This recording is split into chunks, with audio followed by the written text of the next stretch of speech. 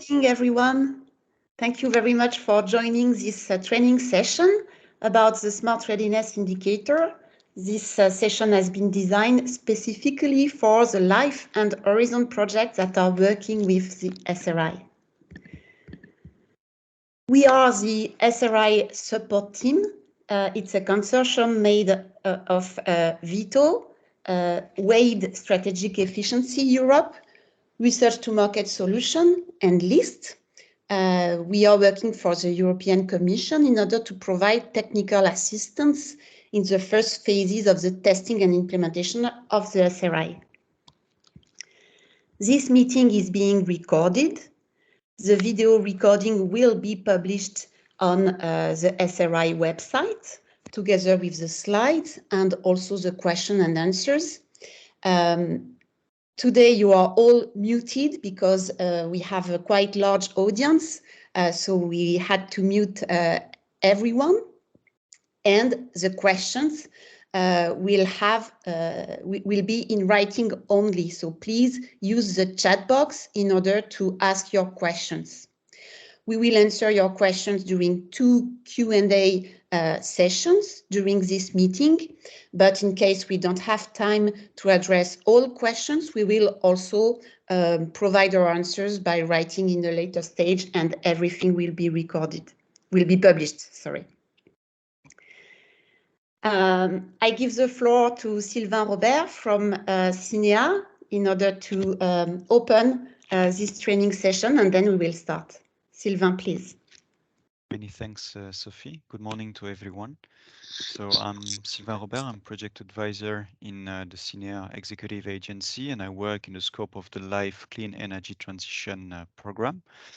I have the pleasure to manage some of the projects which are very close to the Smart Readiness Indicator. And actually, I was also part of the people in DGNR who started, so to say, the establishment of the instrument. As you know, this instrument is possibly becoming partially mandatory, meaning mandatory for a part of the building stock in the EU as part of the revision of the Energy Performance of Buildings Directive. So it's important to make sure that everyone is ready to endorse and implement this instrument. And this is why it's a true pleasure to be with you in this online training. I'm very glad to see that from the audience, from the number of the audience, the significant interest of the project's community for this new instrument. I wish to thank warmly the SRI Service Contracts team who has organized this training and who has agreed to prepare a bespoke session specifically tuned to the project's needs. I would also like to underline that the representation of projects today from different programs, not only from Life Clean Energy Transition, from H2020, from Horizon Europe, and also this representation that mixes different natures of action, some oriented to policies and some more in the innovation world, is a very positive point. Finally, I wish to underline that this training is part of a broader set of clustering and networking actions that we are launching in order to ensure the most effective support from EU-funded projects to the successful implementation of the Smart Readiness Indicator. And this is something we are doing in close coordination with DG Energy. This effort is not only oriented to policy support projects, but really also to the innovation community, aiming at strengthening synergies between the communities. One next iteration in the scope, and which could be of interest to all of you, is a conference that is going to be organized in Brussels on 23rd of March 2023 by the Smart Build for EU project, which is a coordination and support action under H2020 for the smart building innovation community. So stay tuned. Many thanks and enjoy this webinar. Back to you, Sophie. Thank you. Thank you very much, Sylvain. So this is our agenda for today. So we are starting with an introduction to the SRI framework, then an overview of the methodology that will be quite quick, then an overview of existing calculation tools that are online for the SRI. We are going to present a couple of practical examples. We'll have some Q&A. Then we will present the results of a survey that we have conducted to collect some feedback from the users of the SRI assessment package. Then we'll go hands-on with a live demo of the assessment tool for the SRI, some tips and tricks, and finally another Q&A session. So I'm now giving the floor to Paul Wade for an introduction to the SRI framework. Thank you, Sophie, and good morning, everybody. This introduction is just going to help to hopefully ground you a little bit in the legal aspects of the SRI, and also the relationship between them and the distinctions between the legal and the technical parts of the framework. The background, of course, is that the European Green Deal and the renovation wave both are promoting renovation in buildings to help people cut their energy bills and energy use. And these led to the revision of the Energy Performance of Buildings Directive in 2018, which heavily emphasized the potential of smart technologies in the building sector to improve both energy efficiency and well-being. And it also introduced the concept of the Smart Readiness Indicator, setting out certain parameters of it, but at that time it hadn't actually been properly defined. The SRI concept has since then been developed in close cooperation with member states and the relevant stakeholders in the value chain. And member states are now officially open or invited to optionally implement the SRI, with also optionally a preliminary test phase, should they wish to. Next slide, please.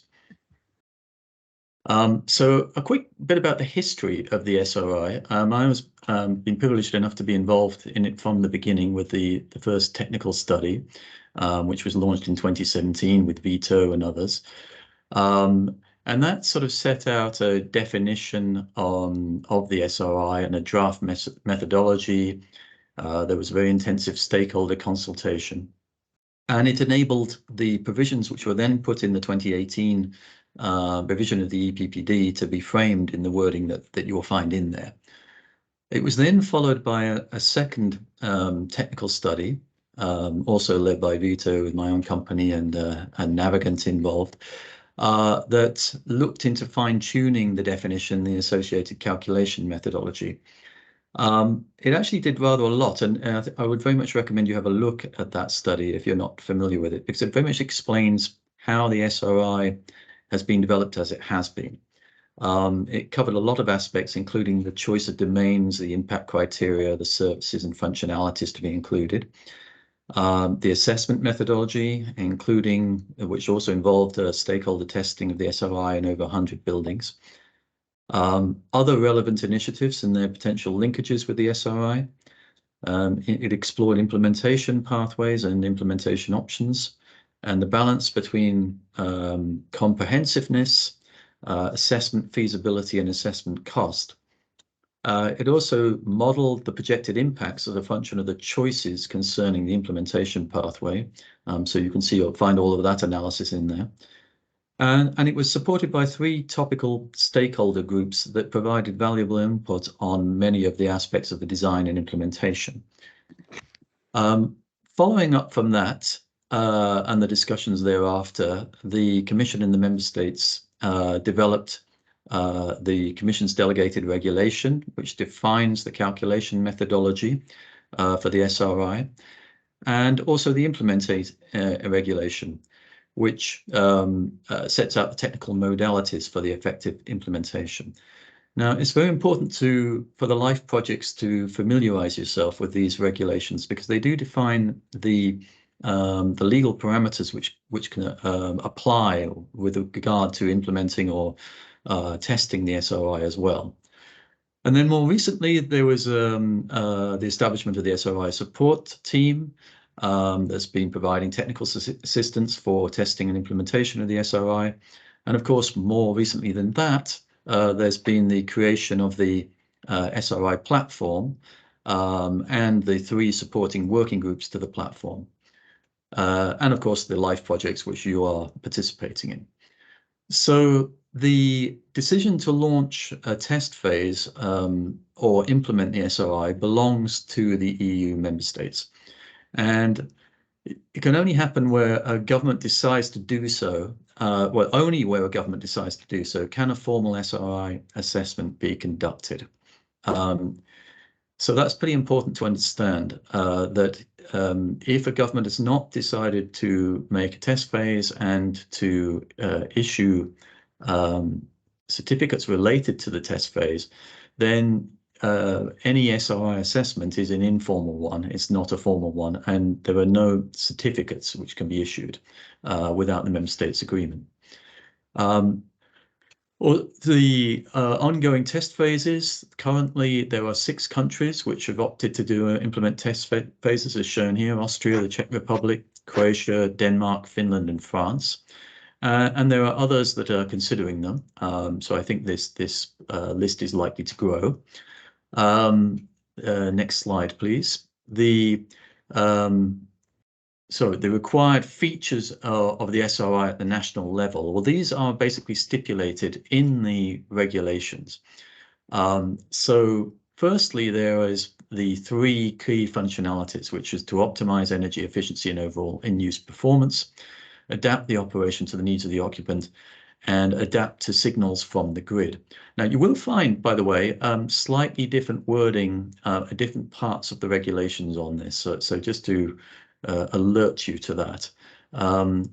But then there are 7 impact criteria. There's energy efficiency, there's maintenance and fault protection, there's comfort, convenience, health, well-being and accessibility, information to occupants, and energy flexibility and storage. Now, just to quickly mention that these then link to the key functionalities as shown by this red, blue, green grouping. So if you could show me the next slide again, Sophie, sorry, the one before. Then the energy efficiency and maintenance and fault prediction linked to the first of the key functionalities, the other 4 to the next 4 to the middle, and then the flexibility and storage to the flexibility one.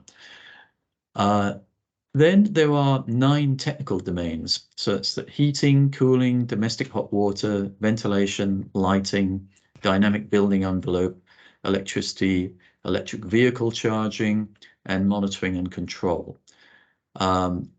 Next slide, please. And also required is to have 7 SRI classes. The classes are not named in the regulation, but they are defined in terms of the overall SRI score.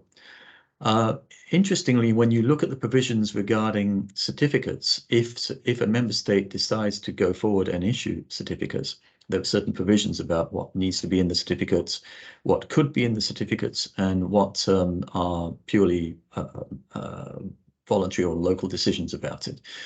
And in there is the notion that there would be an SRI class, but it's optional whether you have the SRI overall score shown on the certificate or not. So that's one of the illustrations. Next slide, please.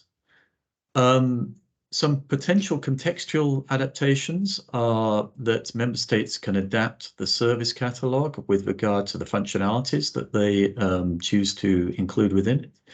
There are weighting factors which can apply by building type and/or climate, for example. There are optional requirements regarding inclusiveness, connectivity, interoperability, cybersecurity, data and protection in terms of information which might be presented on certificates. Next slide, please. And then sorry, excuse me, there's something kind of obscuring my view at the top of the SRI certificates, which are basically set out, the provisions are in Annex 10 of the delegated regulation. And just for your information, we have reprised the 2 regulations as additional slides that you'll receive at the end of this slide deck. We're not showing them today, but you'll find all of the text in additional slides in those in the slide deck when you receive that after this training.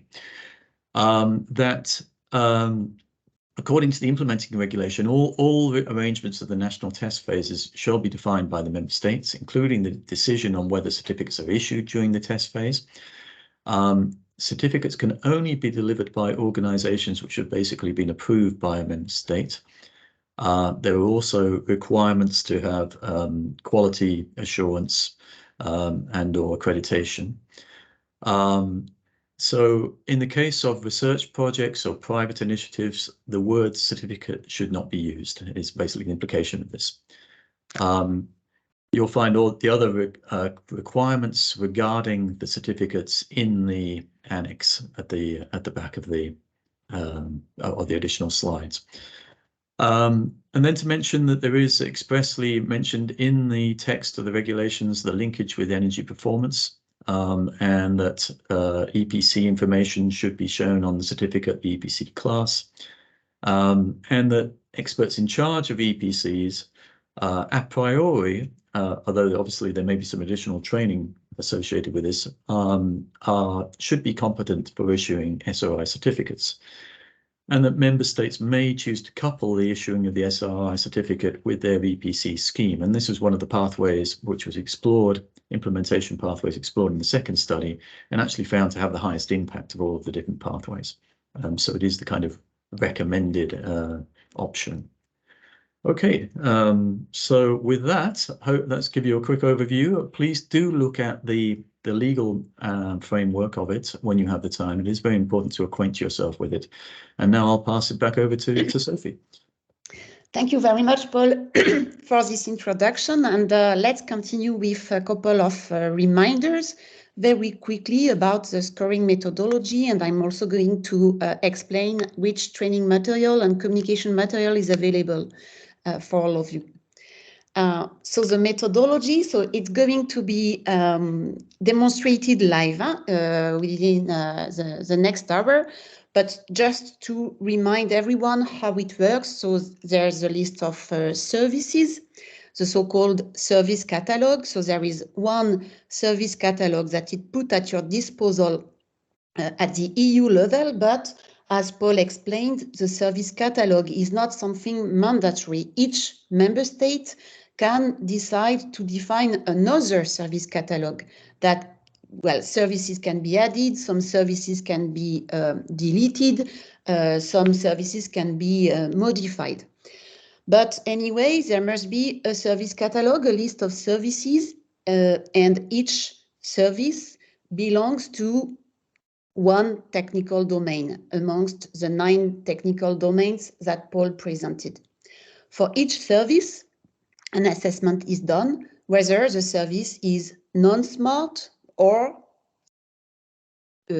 smart level 1, level 2, etc., up to level 4, for instance, which corresponds to the maximum smartness. So it is done service by service. And once this is done, there are some scores that are attributed to each impact criterion. So the 7 impact criteria presented by Paul, with some weighting factors, some calculations that are made, and in the end, the SRI score is calculated. So the overall score together with the SRI class, and also some detailed scores. You can see here, you see the lines corresponding to the 9 technical domains, the columns corresponding to the 7 impact criteria. And so you have a score in each cell with a couple of exceptions because it would not be meaningful. But so you have up to 57 scores that are calculated, and then that can be aggregated for each technical domain, for each impact criterion, for each of the 3 key functionalities, and finally aggregated in a single number that represents the smart readiness of the building as a whole, encompassing all the smart readiness dimensions. So this was a very quick reminder about the methodology, how it works.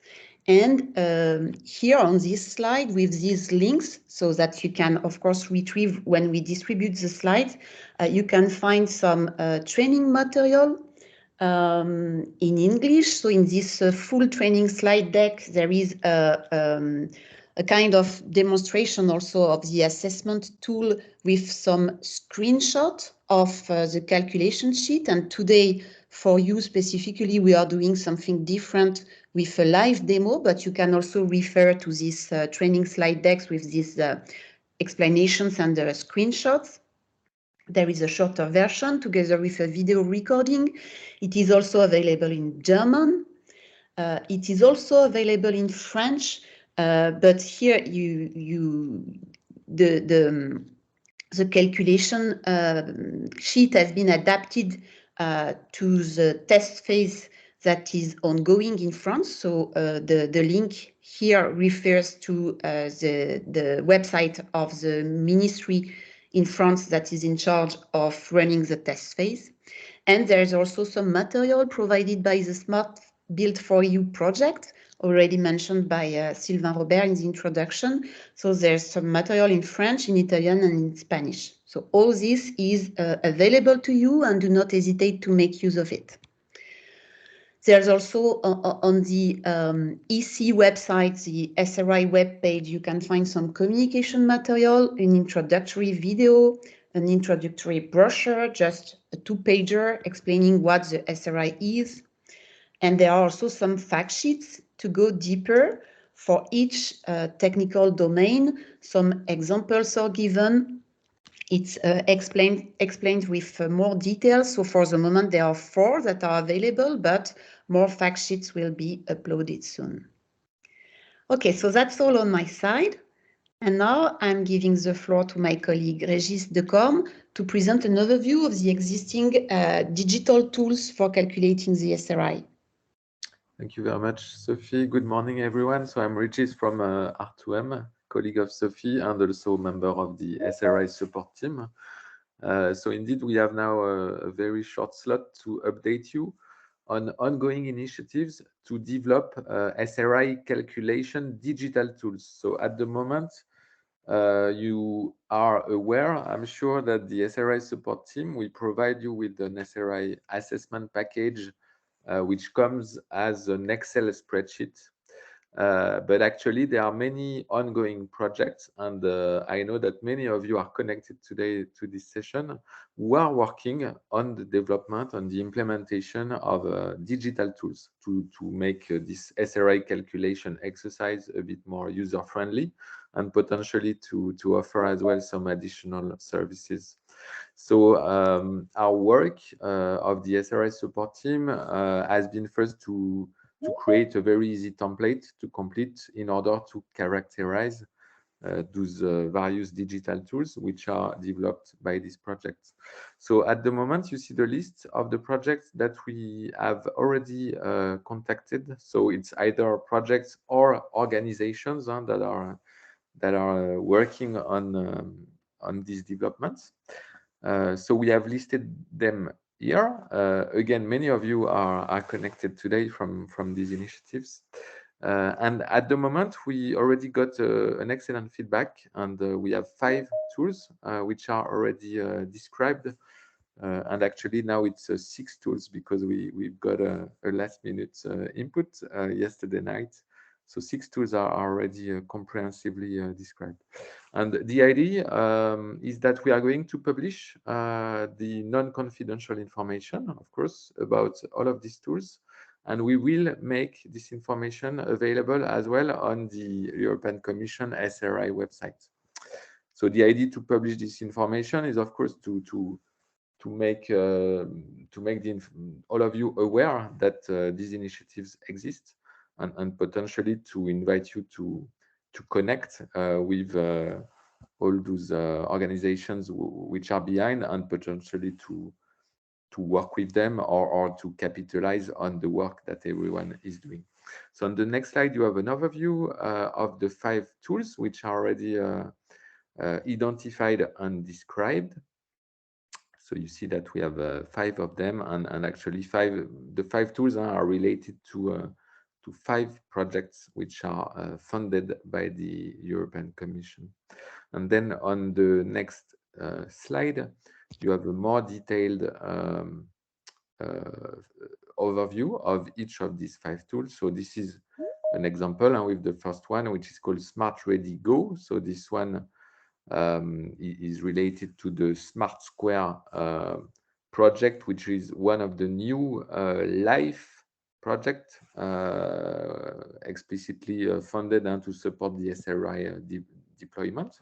So you see that for each of these tools, we have a short description with a focus on the tool's functionalities. We detail who are the targeted users, whether the building owners, the facility managers, the occupants, or the assessors. We explain whether the tool is going to be available online, offline, or perhaps both, an hybrid tool in a way, which are the languages which are supported, and also the current stage of implementation. So for some of the tools, you already have access to a prototype version, and for some, it's still a work in progress. And then we also inform about the envisaged exploitation model, whether the tool is going to be available as something open source, or if it's more foreseen as a commercial exploitation. So again, I'm not giving the details about all this simply because we don't have enough time, and also because, again, all this information is going to be very shortly available on the Commission website. And then indeed the main message that we want to pass today in this session is to ask all of you if you are aware of additional initiatives, so beyond the 5 that were on these slides and beyond the 13 initiatives that we already contacted. So in such case, if you are aware of additional initiatives that perhaps you are involved in, please leave us a message in the chat as well, or send us an email to the support, the SRI support team email, which is indicated in this slide. And then we will send you the spreadsheet template to complete. It's very easy, it's very short. Thank you very much to all. Thank you very much, Régis, for this overview. And now let's go to the next item that we have at the agenda. So the illustration of the SRI with 2 practical examples. So I'm giving the floor to Sylvain Kubicki from LIST.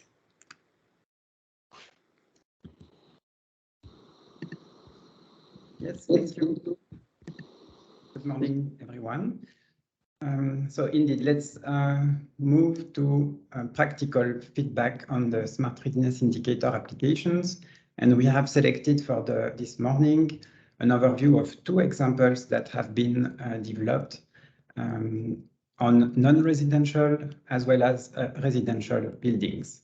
We'll start with the non-residential example. Yeah, thank you, Sophie. I'll ask for the next slides. We'll go quickly through a quick description of the building. So this is our context. So the building we evaluated is the Neobuild building. It's an office and experimental building located in Luxembourg, hosts several startups. There is also a significant activity related with testing of technologies, materials, and building components. So in the really focused on building innovation. It's a quite recent building. EPC is class A, according to, of course, the Luxembourg EPC. There are heat pumps, solar panels, several ones also on the sites, energy storage on the site, but no active cooling. So the specificities, of course, of these buildings are that it does not reflect necessarily all traditional office buildings, as there is this focus on experimentation. Next slide, please. So we have conducted the SRE following the method B in that case with the full catalog of services that is more tailored, let's say, for complex buildings. Indeed, and of course, there is a site visit that is necessary in that case to really understand how the system are developed, deployed, but we estimate the evaluation is less than 1 day. Next slide, please.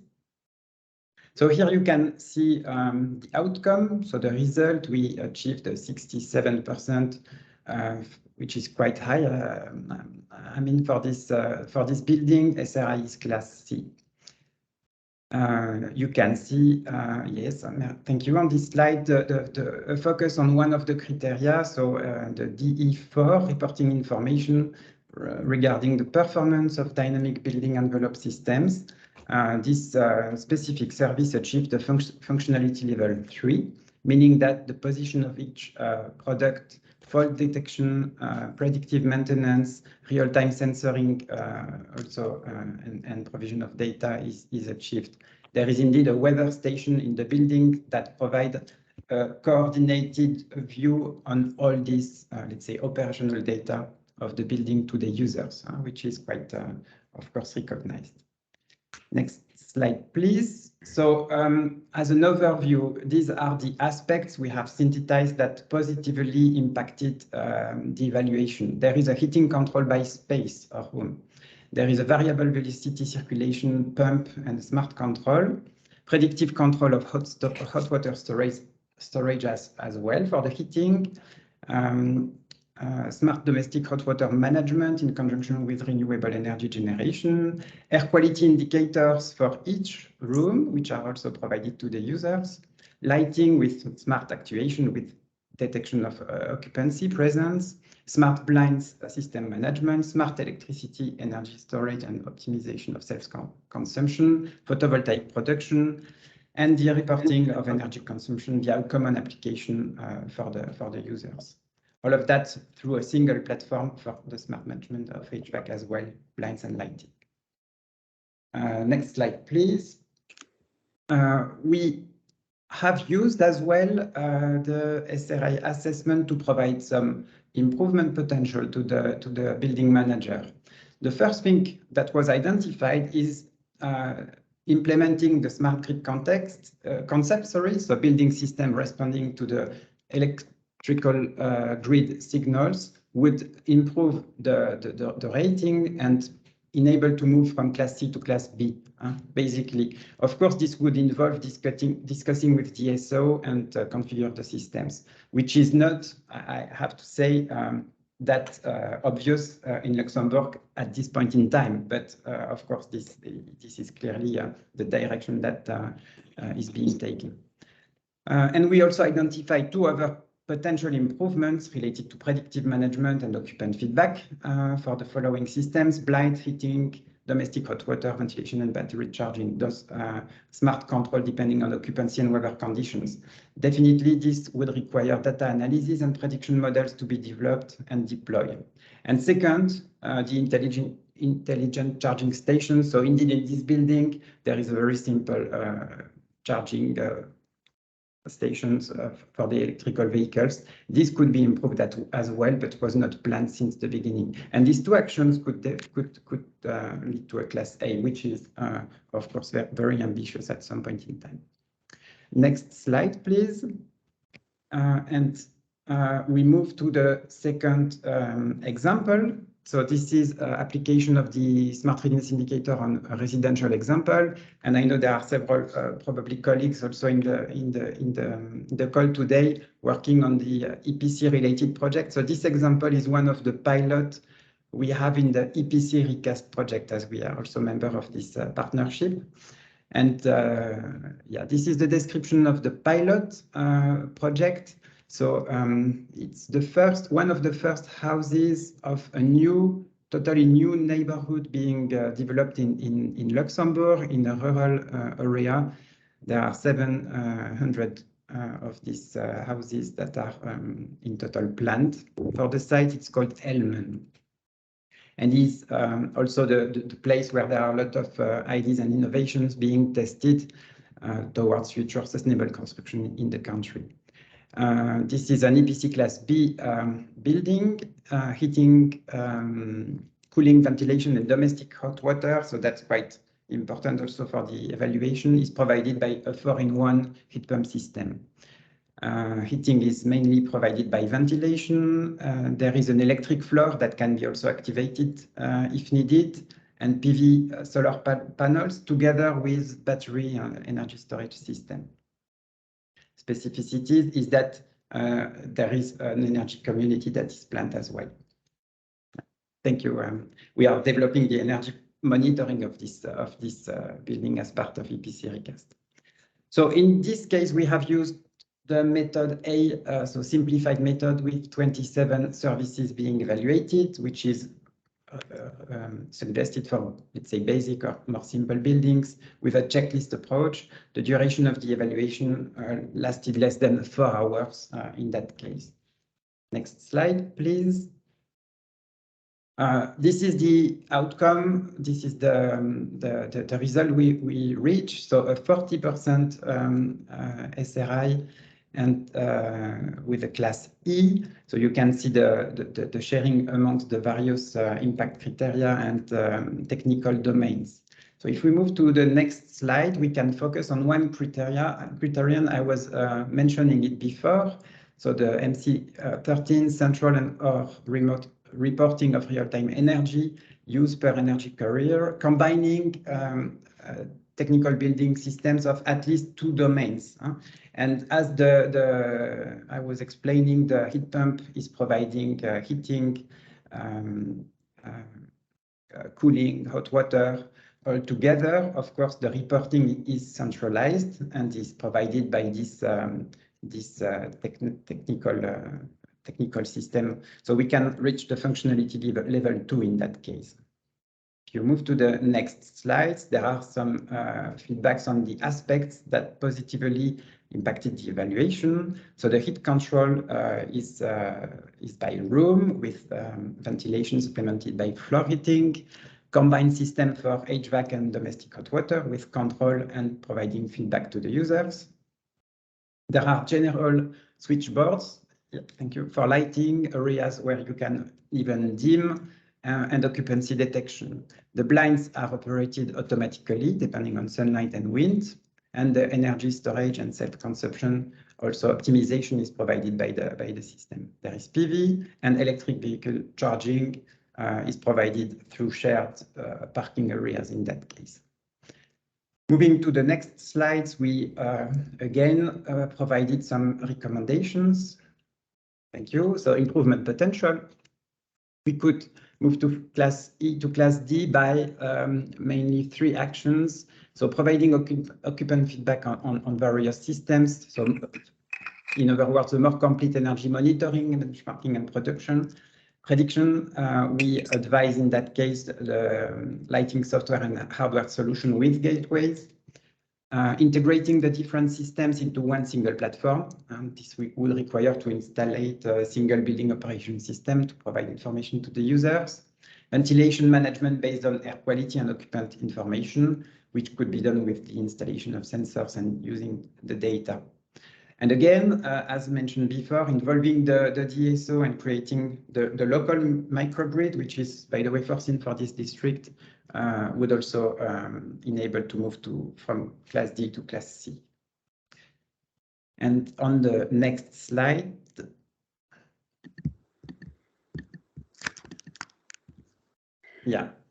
we can move to the next part. So these 2 other examples will be complemented by other, right, Sophie? Yes, thank you very much, Sylvain. And indeed, these very interesting examples that have been provided by LIST are from Luxembourg, but we are also working on other examples. We would like to provide some nice fact sheets for, well, a certain number, let's say, of buildings representing the diversity of the building stock in Europe, and some interesting examples. And we want to do that also to facilitate the communication on the SRI to make it very practical and concrete. So it's now time for Q&A. We are just in time. Régis, do we have some questions? Yes, we do. Thank you, Sophie. Thank you, Sylvain, as well, for the presentation. So just a reminder that indeed you can put all your technical questions and non-technical questions as well in the chat, simply because we are almost 120 connected to this session. Let's go on the first technical question from Joanna, which is, can we have more than one service per technical domain? So I will invite Paul to address this one. Yeah, thanks for the question, which is, of course, a very good foundational question about the methodology. And the answer is that all of the technical domains have more than one service domain in the default methodology that's available in the service catalog that can be downloaded. So in the case of heating, there's 11, for example, and lighting has the least and has 2. But do have a look at the service catalog and you'll see the different services that are in there in the default methodology.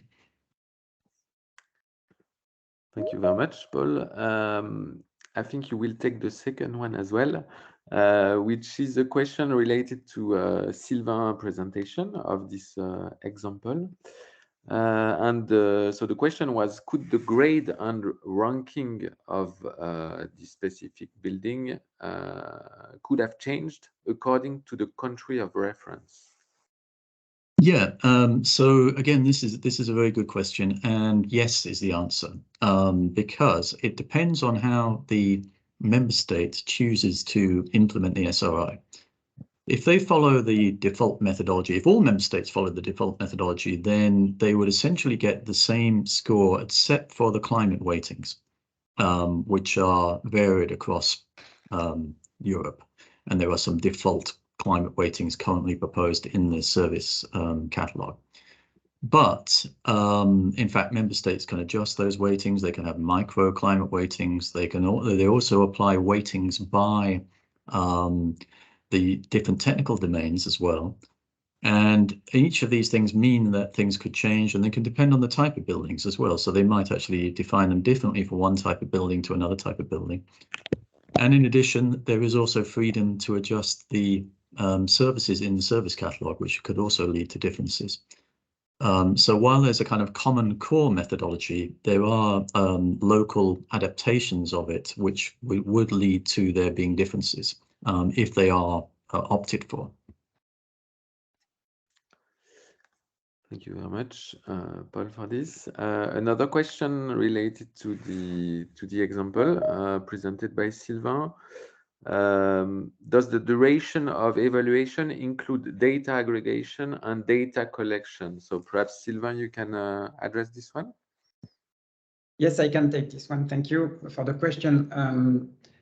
Indeed, we consider that the duration we provided include data aggregation and data collection. But of course, I should add that we still are in research and development, let's say, context, and the examples which are provided here are taken from our research and innovation ongoing activities, as I mentioned.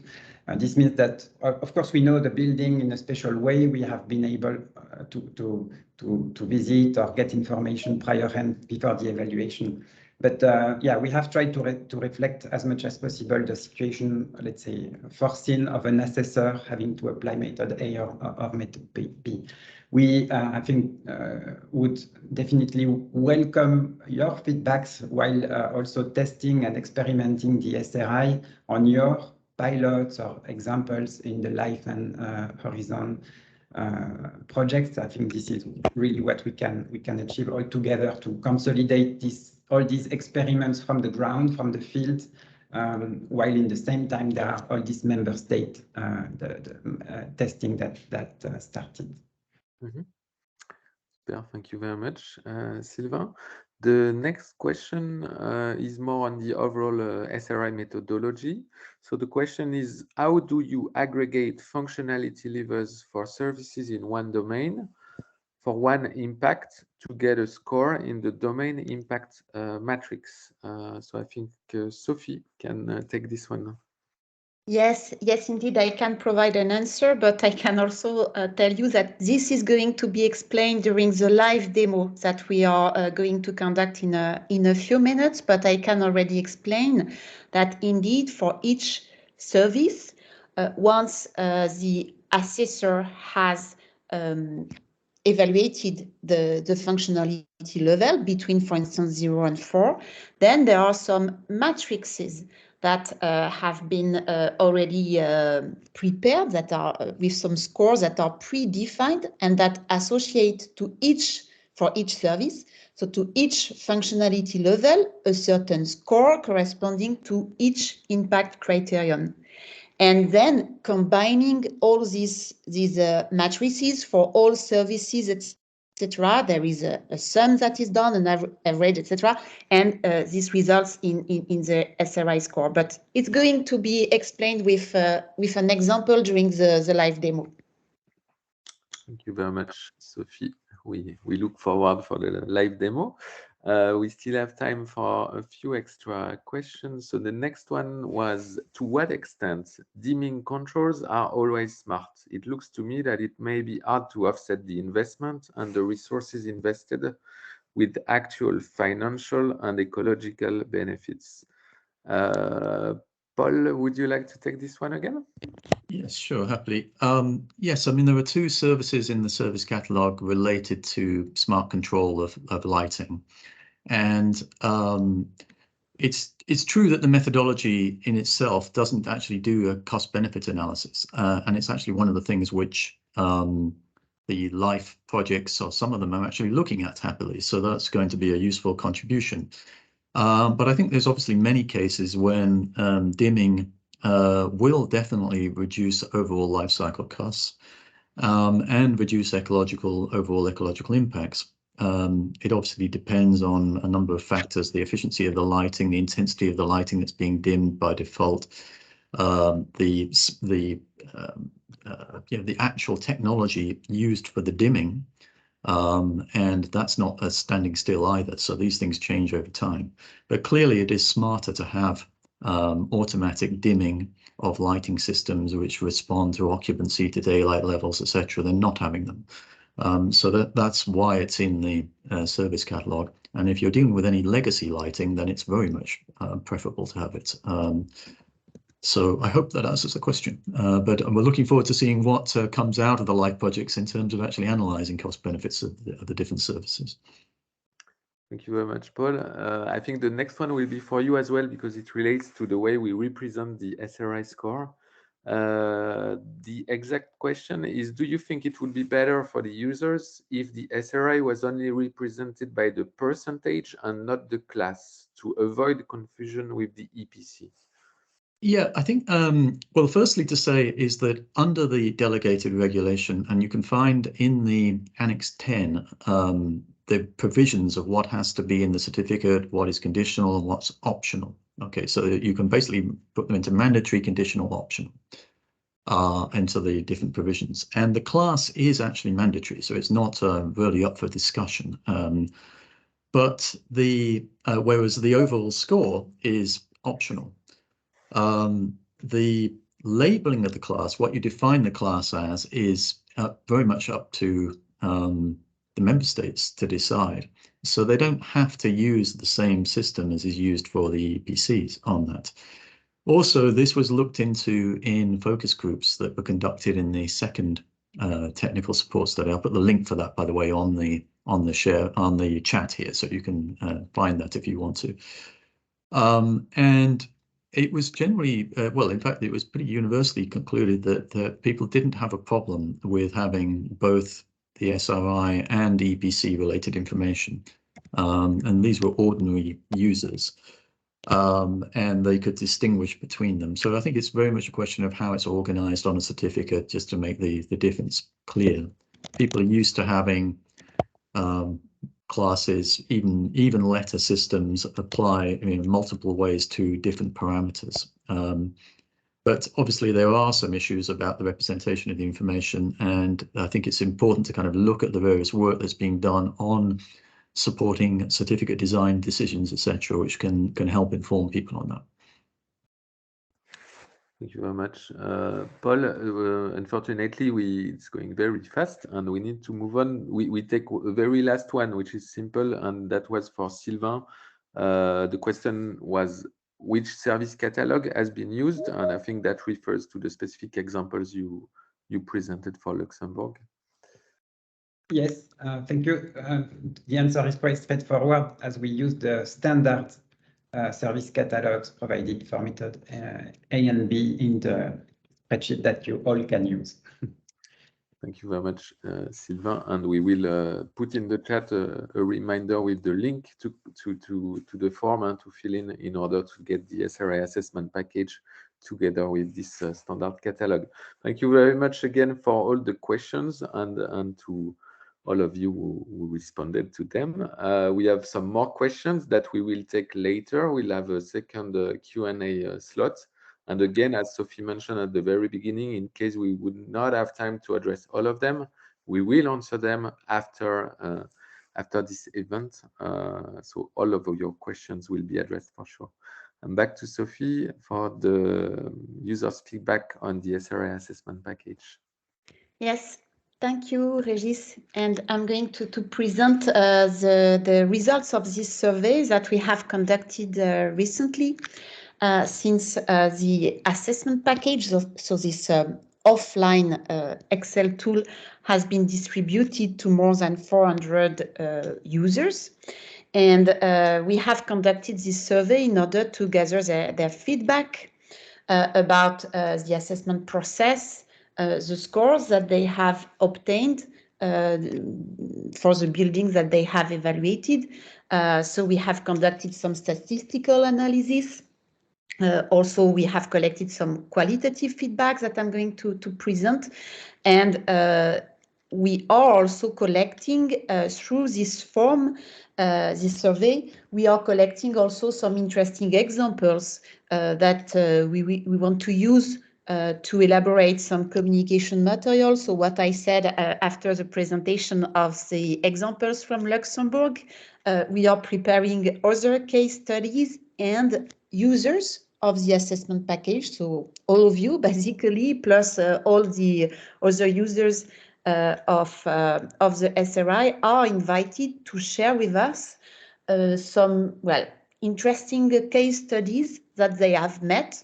And we will make a selection. There will be also kind of validation of the data, and we want to use that to prepare some communication material. So the survey is still active. We are presenting today some preliminary results, since we had put a deadline for this survey at more or less at Christmas, but then we decided to extend it in order to collect more inputs. So at the moment, we have received 46 answers to this survey. The respondents have claimed that they have conducted in total 282 assessments and that 51 assessors were trained. This is the number of assessments reported per country. A big share in non-EU countries, and in fact, most of it comes from UK, since a lot of assessments were done there.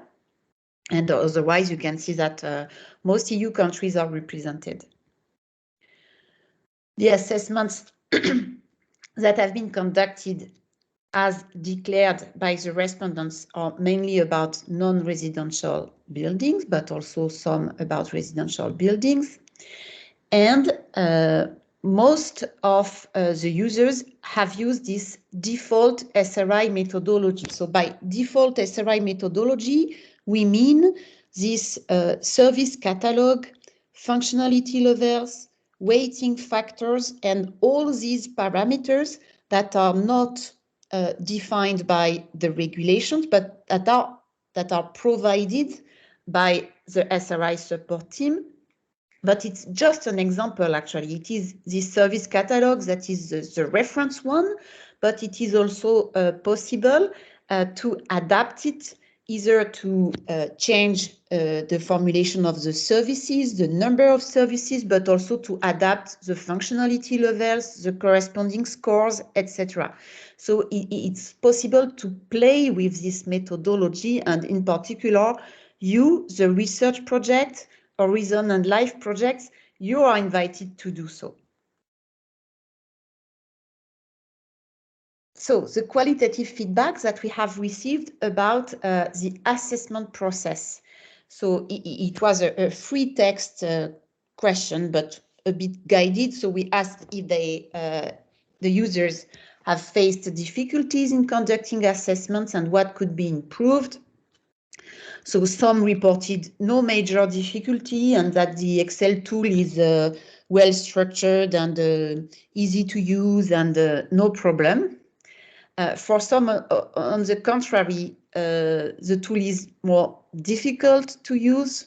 They would like to see some guidelines provided, in particular for each service and each functionality level, some explanations about how to choose the functionality level in order to make the assessment as objective as possible, just as an example.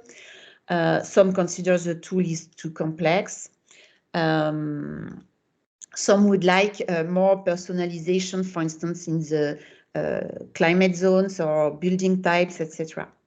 So here we have provided just some quotes to illustrate this diversity in the answers that we have received. Well, I'm not reading everything, but it's just for you to be aware of, yes, the great diversity in the answers, which is not really surprising since, of course, it also depends on the competencies and profile of the users of the tool. Then we have also collected qualitative feedback about the scores obtained after the evaluation. So are they in line with expectations or what has been surprising? So for nearly 1/4 of respondents, the expectations are met. The scores are not surprising. But for another big share of the respondents, the scores are surprising. And by surprising, in fact, it means disappointing. So in some cases, buildings that were assessed were expected to be quite smart, and but in the end, their score were not as high as expected by the evaluator.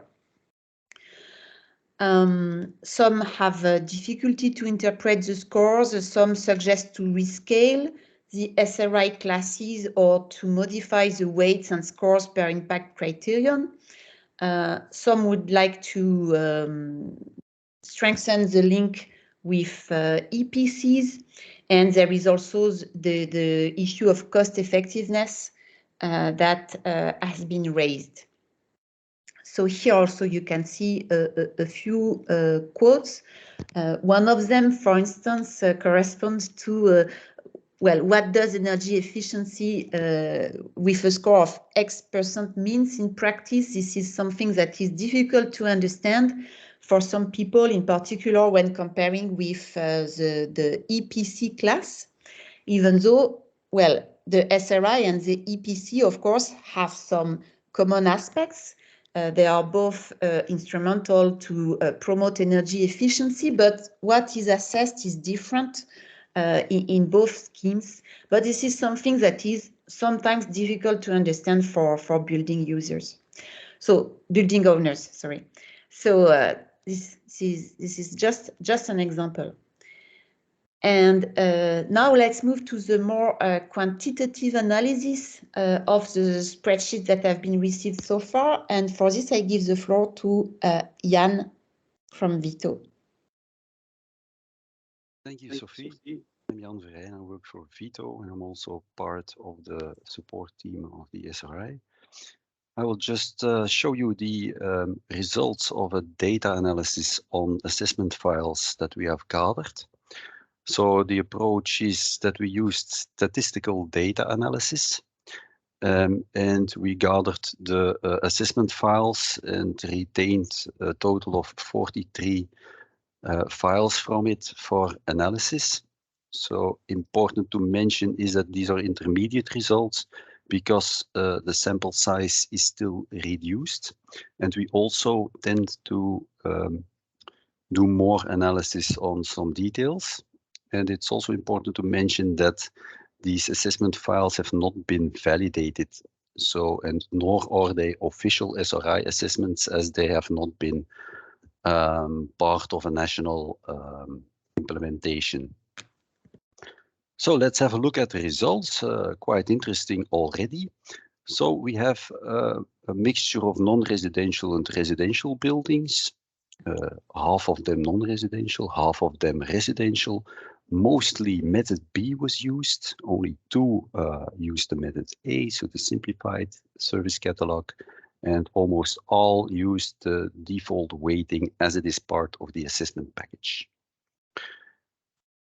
So one of the reasons that this data analysis also was conducted was because, as Sophie also has mentioned before, there was the remark that some low scores have been observed, and so we wanted to see on a large set of data if this is correct or not. And so this premise can be confirmed by this limited number of building results already.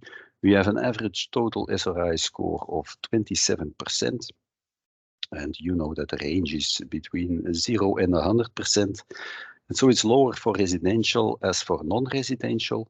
For the residential buildings in this set, the average total SRI score is 19%, and for non-residential 34%, which is in line with expectations, meaning that the score for residential is lower than that for non-residential buildings.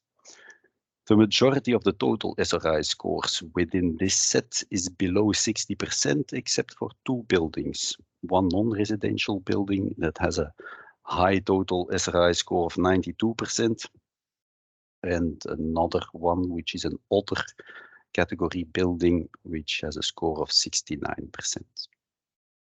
Next slide, please. Here we see some of the characteristics of the buildings in the data set.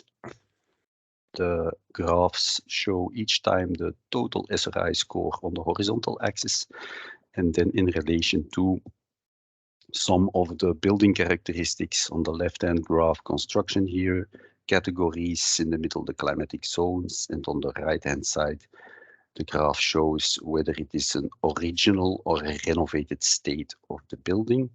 Each of the graphs has indicated which buildings are residential. These are indicated by orange dots, and the blue dots represent the non-residential buildings.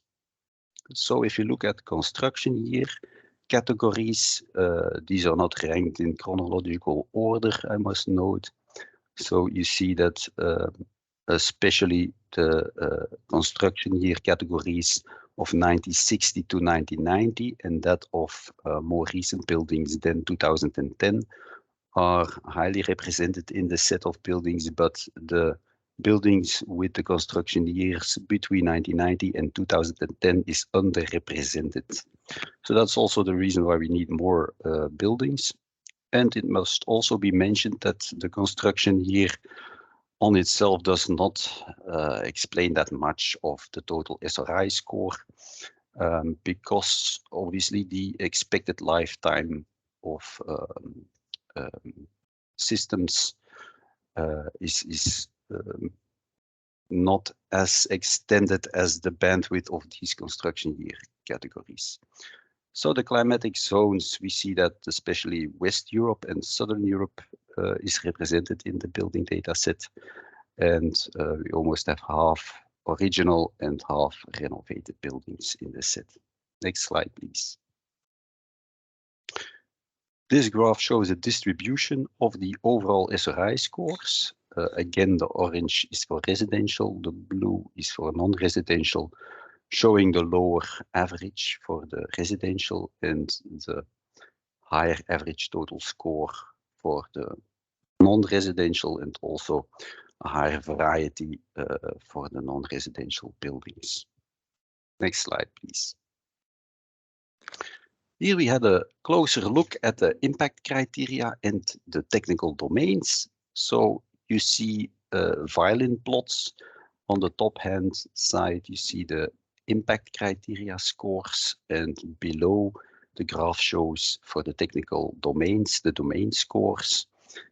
And the impact criteria as well as the domains are ranked here according to the average total scores for the impact in the domains. So what can be seen here is that basically for all of the impact criteria and also for all of the domains, scores are mostly can be seen in the lower range of the possible scoring between 0 and 100%. And it is also shown that, for instance, for the impact criteria flexibility and storage, this has the lowest average impact score. There is a lot of possibility or potential for improvement still, as is for, in fact, all of the impact criteria and similar for all of the technical domains. Another thing that is obvious from this is that almost the entire range of scoring possibility between 0 and 100% is represented in the data set. So this means that, in this data set already the entire range is covered of the possible scores. Next slide, please. So when we have a closer look at how in between the impact criteria these scores are related, then you see in this graph, so the small multiples, each graph shows the relationship between one impact criteria and another. So if you tap next slide, you can see an example. Here you see the graph that represents the relationship between energy efficiency and comfort. And it is clearly shown that there is a clear relationship between both, indicating that if you have a certain building and it has a low score for energy efficiency, it is very likely to also have a low score for comfort impact criteria, and similar for the high scores, and also that on the top left side and the bottom right side of the graph, there are no dots in there, meaning that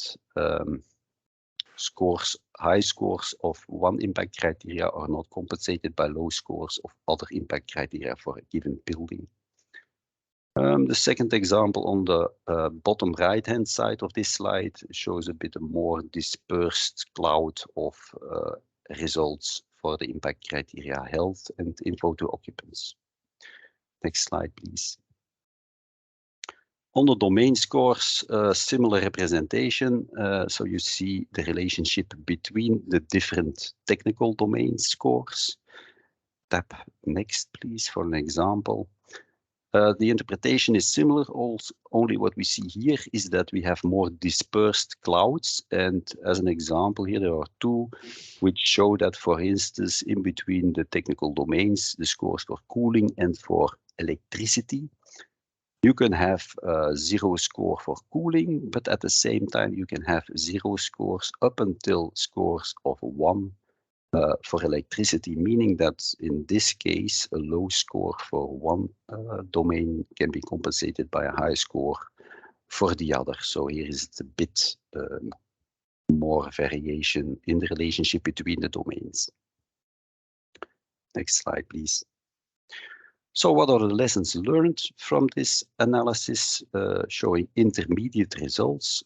So the premise of there is a low total SRI score, which we have received from feedback, is confirmed by these results. So the total average SRI score is 27%, with a majority below 60%.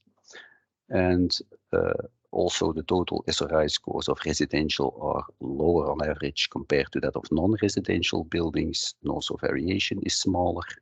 It also shows high potential for smart readiness improvements in all the technical domains and the impact criteria. And if you look at more in detail what technical domains then are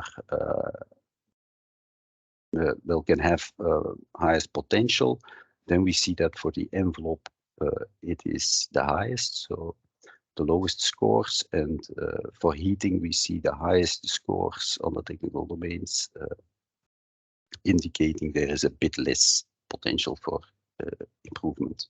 For the impact criteria, the highest potential for improvement is for the impact criteria flexibility and storage, and the lowest for energy efficiency. But we see improvement potential for all of the technical domains and impact criteria, in fact.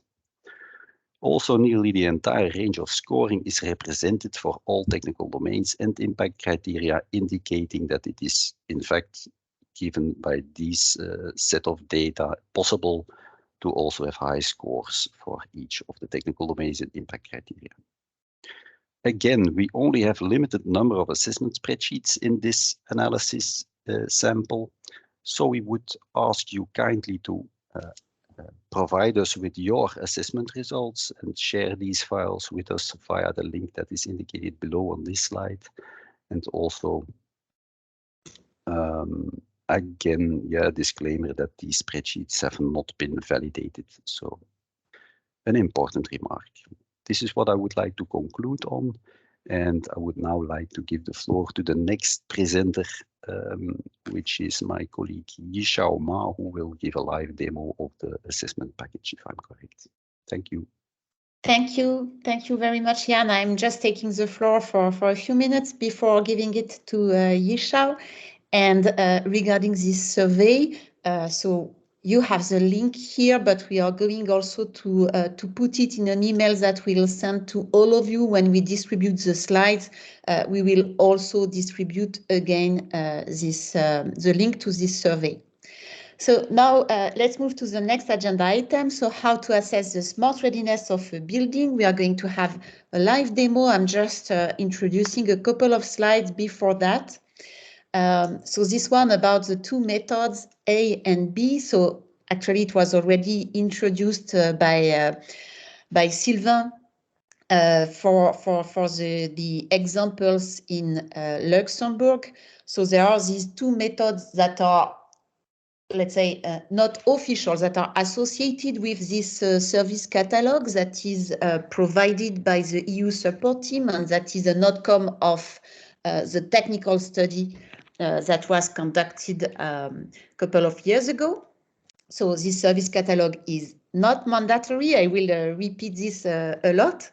And these methods A and B, so one, the method B, makes use of the full service catalog. So it's typically to be used for complex buildings. So in general, non-residential buildings. And this method A makes use of a simplified service catalog. So it's half of the services that are listed in this simplified catalog. So it's typically used for small non-residential buildings with a shorter assessment time. So it was estimated that the assessment time would be less than 1 hour for method A, but Sylvain has presented that in Luxembourg, well, perhaps up to 4 hours were needed. So your feedback also about that is very much welcome.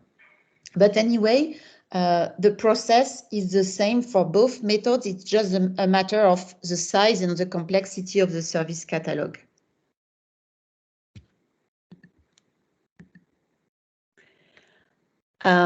You can see here also some tests that have been conducted during the technical study a couple of years ago, showing that the results of methods A and B were comparable in general. Of course, there are some slight differences, but it's very acceptable to conduct an assessment with method A for simple buildings. And in the Excel tool that is provided, and that's going to be demonstrated in a couple of minutes, there's also the possibility to customize the service catalog and to customize every parameter of the service catalog, since it is up to the member states once the SRI is officially implemented, or when it is officially tested by a member state. The member state has to decide which service catalog to use, which parameters to configure. So the tool allows configuring the service catalog in a completely customized manner. So this is something that you can use in your projects. And just also a reminder for those that are users of the assessment package know that very well. So the assessment package is made of a calculation sheet that is in Excel, and that's going to be demonstrated. There's also a practical guide that explains how the calculation sheet works. And now let's move to the live demo of the calculation tool. So I'm giving the floor to Yishao from Vito, who is going to share his screen with the Excel tool. Yes. Do you see my screen? Yes. Okay. Maybe just to ask, do you still see my screen? Because now it's a Word document. Yes, we Okay, see the Word document. Okay, good. Thank you, Sophie, and hello, everyone. My name is Yishao Ma from Vito. And in this following part, I will use example building to give you a demo of the calculation sheet for SRI assessment.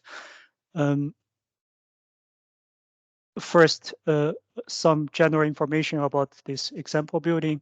It's a semi-detached single-family house with 160 square meters, located in Belgium, constructed in 2005. It's the original state. There is no renovation. For the heating system, the heating is on gas boiler, temperature sensors available in each room, and they are in the whole distribution system and the emission system are individually controlled. So for domestic hot water supply, it is combined with the gas boiler. There is no storage tank. There is no cooling system.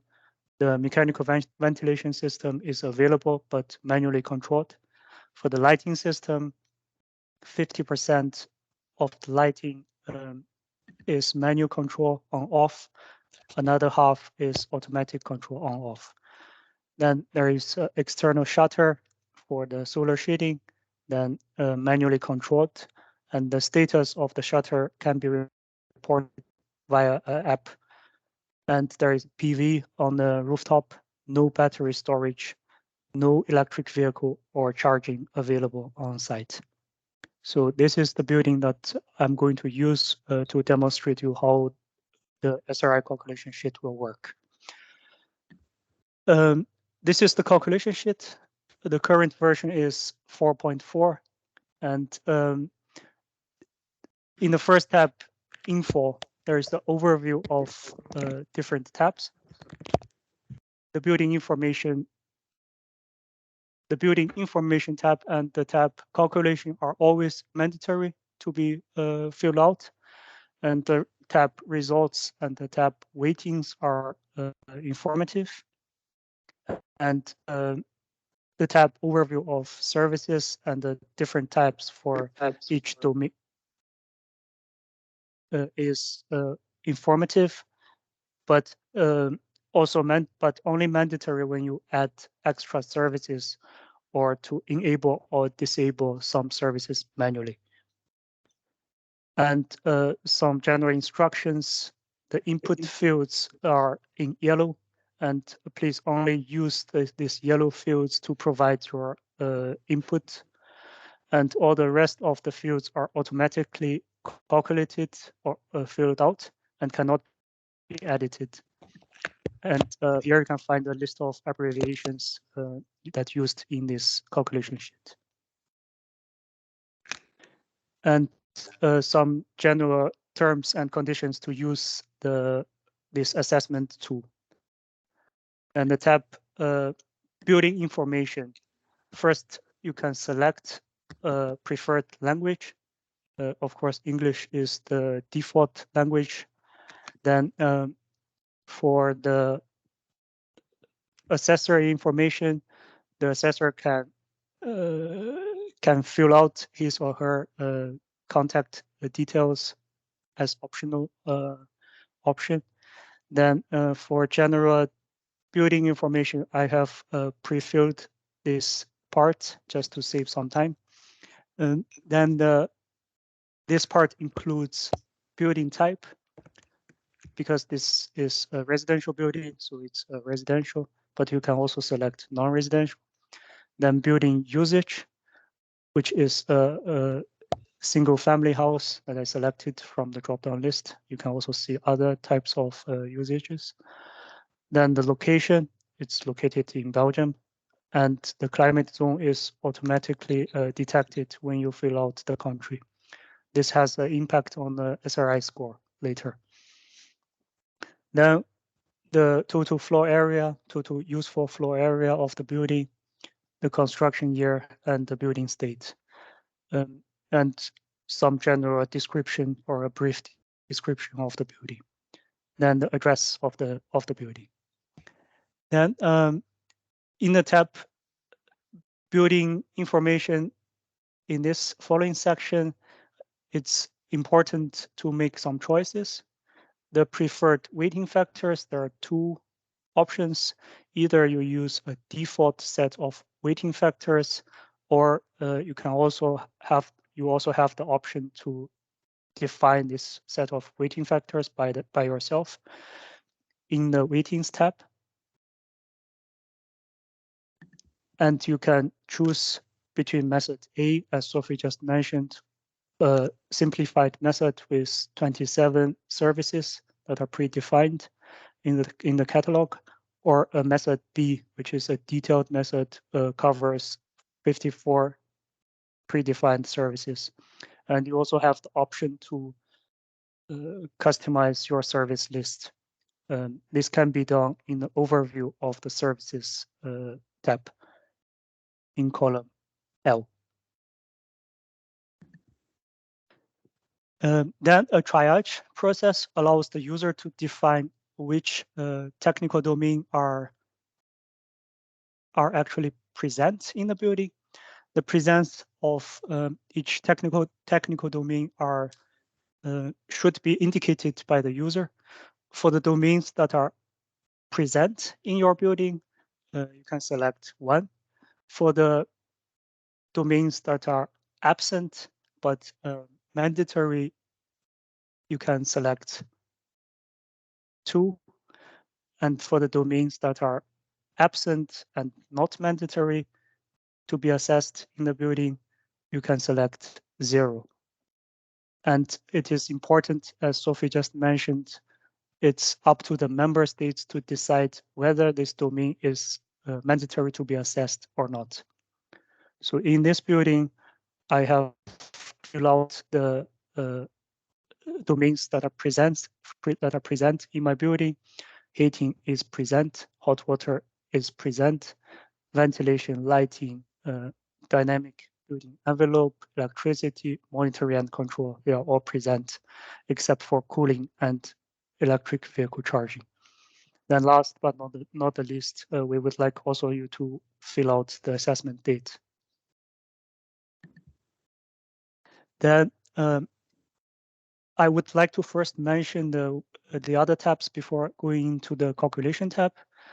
First, in the weightings tab, as I said before, the user has the option to define his or her own set of weighting factors, but this has to be defined per technical domain and the impact criteria. And we provide a default set of weighting factors for residential buildings, non-residential buildings, for different climate zones, Northern Europe, Western Europe, Southern Europe. And this default, let's say, weighting factors are set according to the relative importance of each domain in the energy balance for the buildings, wherever deemed relevant. And these are different for different regions and different building types, as I mentioned. Some further detailed explanation can be found in the practical guide, which is also in the assessment package. Then the overview of services tab. It is well, this tab contains all the details about the catalog. You can see all the lists, all the services that are included in this assessment, and column L indicates that whether this service is part of method A. Column K indicates whether this service is included in method B. And as I mentioned before, you can customize your own service list in column L. And you can always add new services or extra services in by using these yellow cells.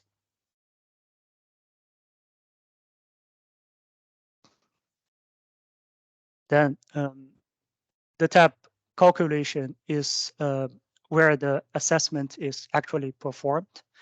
For each service available, the assessor evaluates the functionality level enabled by the building. So as I mentioned, I already pre-filled the services that are applicable for this building. Now I will go through them one by one. I just want to ask, do I need to zoom in a little bit, or do you see the font well? Sophie, can you?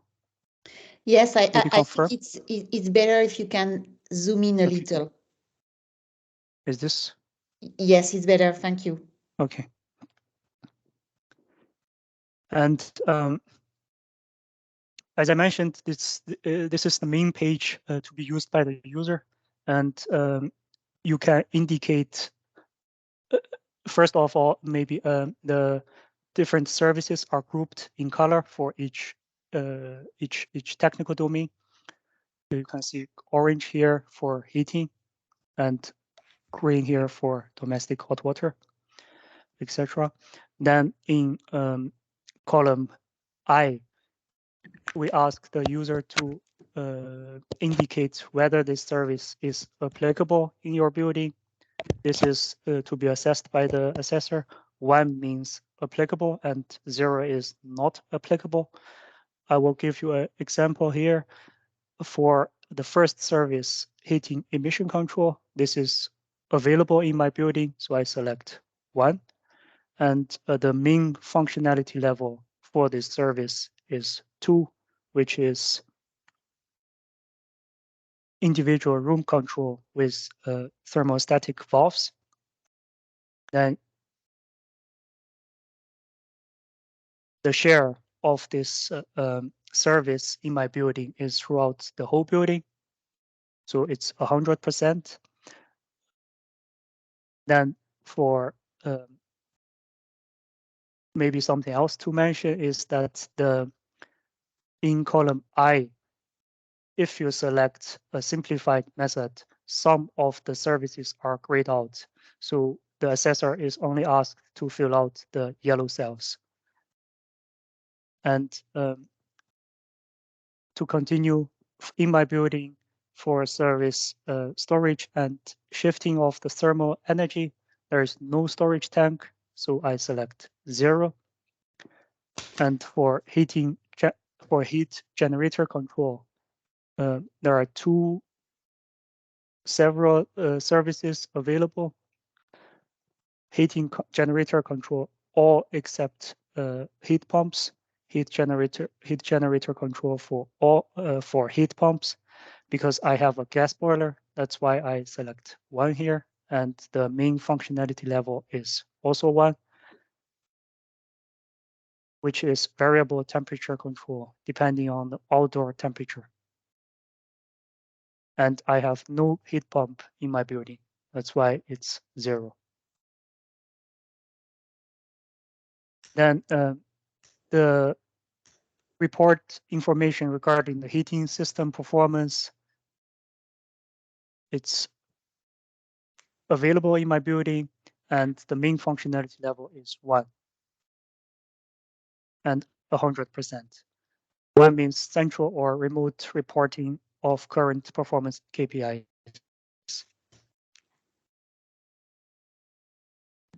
And for hot water, I don't have a hot water storage tank. That's why it's 0. and control of the hot water storage charging, it's also 0. Then reporting information regarding the domestic hot water performance.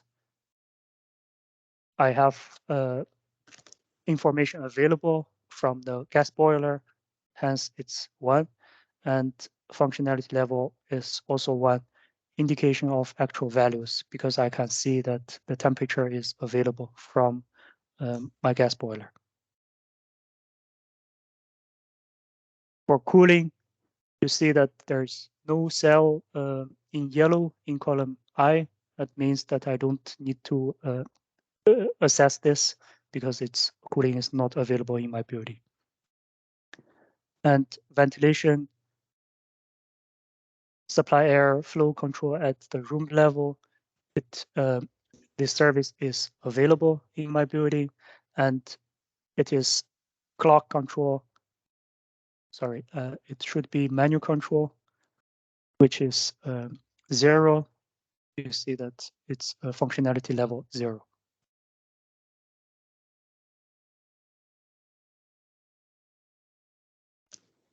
And feedback information available regarding the indoor air quality. This information is available in my system, and air quality sensors are available in each room. So that's functionality level 1. Then artificial lighting. If you remember, I have 50% lighting on manual control and the other 50% on automatic on-off control. That's why I have 2 functionality levels for this one specific service. First, I indicate the main functionality level 0, which is manual control, with 50% of my building floor area, and the other part is functionality level 2, which is automatic control, automatic detection, automatic on, dimmed, or automatic off. And this share of the additional functionality level is automatically controlled. Automatically fill out. The next, it's the window control. I have solar shading external shutter for my windows. That's why it's available. And the main functionality level is 1 because it's it's manually controlled, but motorized operation with manual control. And next is the reporting information regarding the performance of the dynamic building envelope systems. I have app in my building which reports the status of the shutter. That's why this service is also available, and it's the functionality level 1, which is the position of each product and for what detection are reported. Then next is the electricity. I have it's the reporting information regarding the local electricity generation. So I have a PV system on the roof, and this service has the electricity generation is reported with the PV system, and main functionality level is 2. Actual values and historical data are recorded. And there is no battery storage in the building, so it's 0. And the feedback information regarding the energy storage, hence it's also 0. And the electricity consumption information are available, and with a functionality level of 1, reporting on the current electricity consumption on building level. And I have no EV charging on site. That's why this domain is not assessed applicable. And for monitoring and control, there are 3 services to be assessed.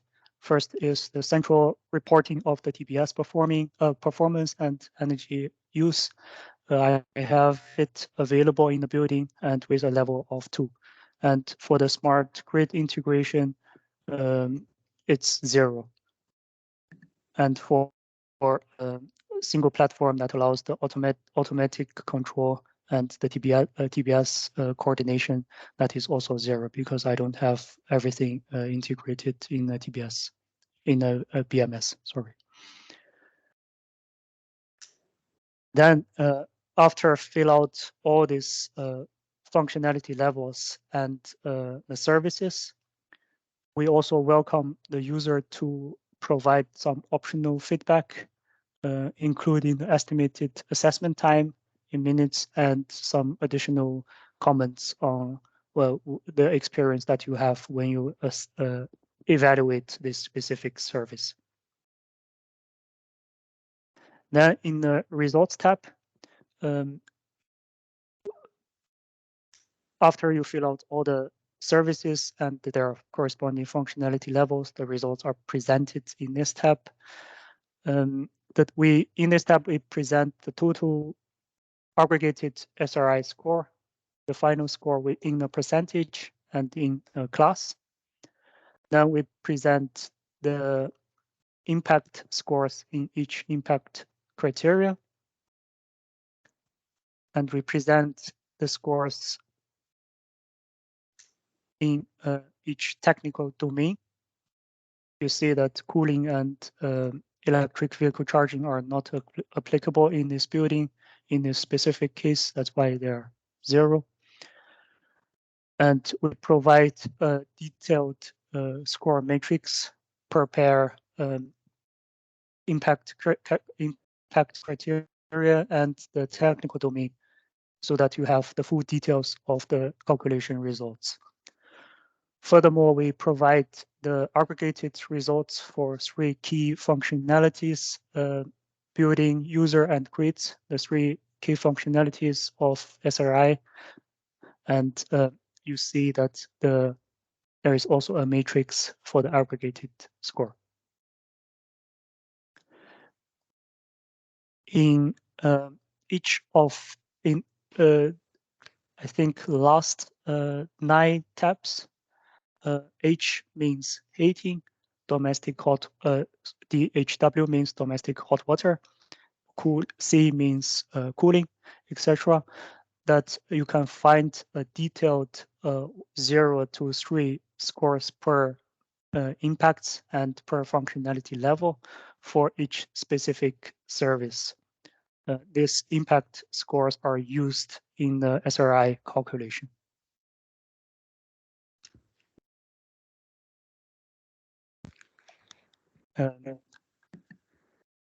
Sophie, that's more or less it. Yes, last thing before I forget, I would also like to show you the difference between the domains that are absent but mandatory, and the domains that are absent but not mandatory. So as you remember that this is a triage process that identifies the domains that are present in your building, in your specific building, and the domains that are absent, which is defined, which is decided by the member states. This, if I select, for instance, if I switch on cooling to 2, this means cooling in this case is absent in your building, but still required to be assessed by your member states, and it's a mandatory domain to be assessed in your specific case.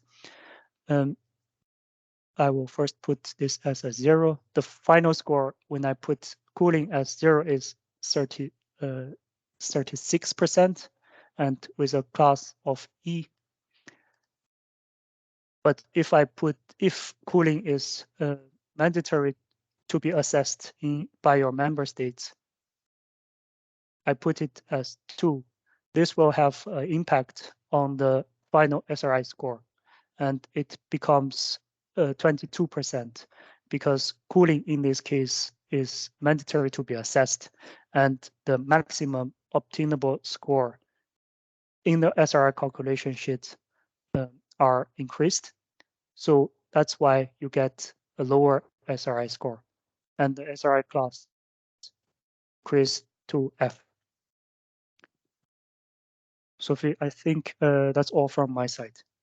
Yes, thank you very much, Yishao. It was really an excellent presentation, and I think it has clarified a lot of aspects for the audience. So I'm continuing here with a couple also of specific aspects, actually, that were already addressed during the live demo, but we really want to insist on these aspects. So just a moment.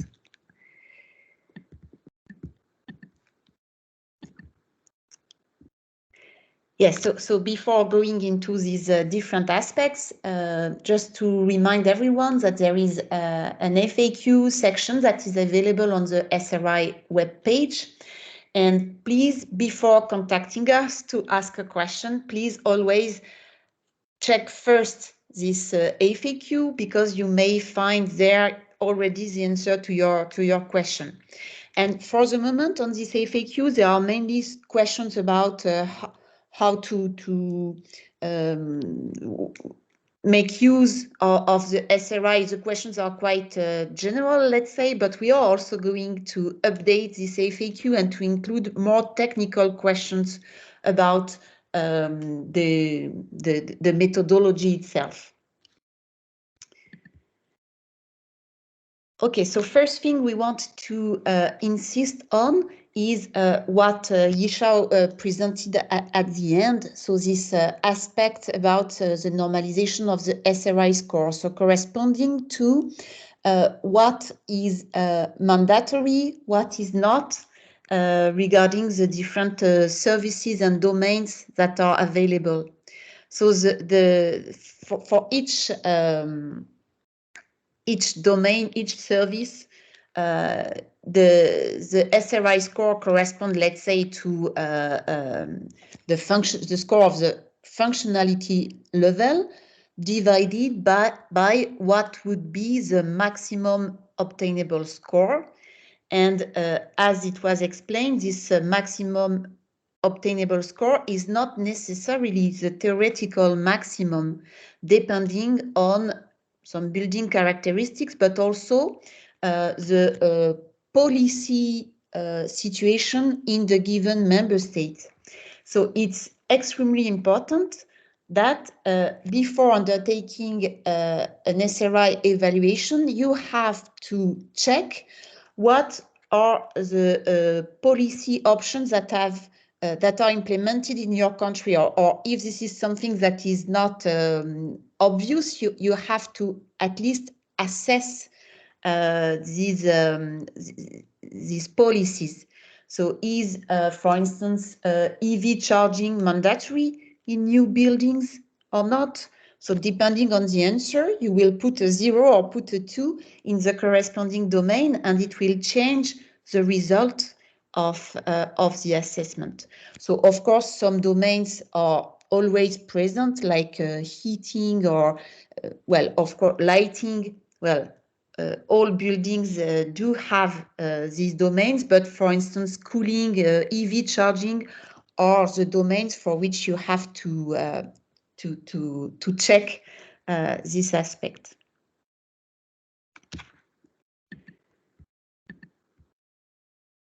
So it's continuing still about this so-called triage process. So this is here on this slide what was already explained. So the services are either present, but if they are not present, it might be because they are not relevant for a particular building. So it was the case, for instance, of the heat pump in the example presented, since it was a gas boiler. So in this case, the services related to heat pump are not relevant, and so must not be assessed, and this will not have an impact on the SRI score. Or some services might be absent, but they are relevant. They should be present from a policy perspective.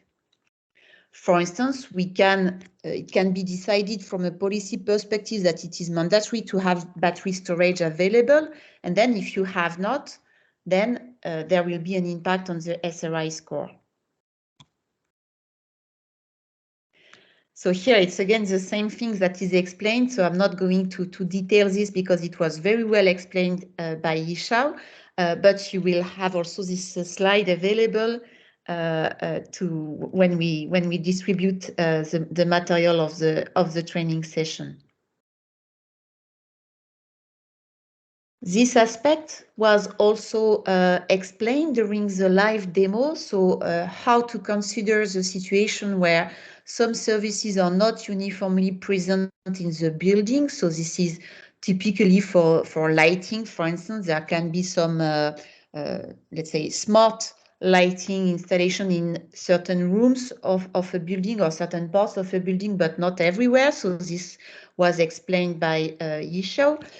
What is important here is that with the tool in its current version, you can model only 2 different functionality levels. So if you have 3 different areas in the building with 3 different functionality levels for this service in the lighting domain, for instance, you cannot model that in the Excel tool, but this is something that might be possible, for instance, in the online tools that are being developed.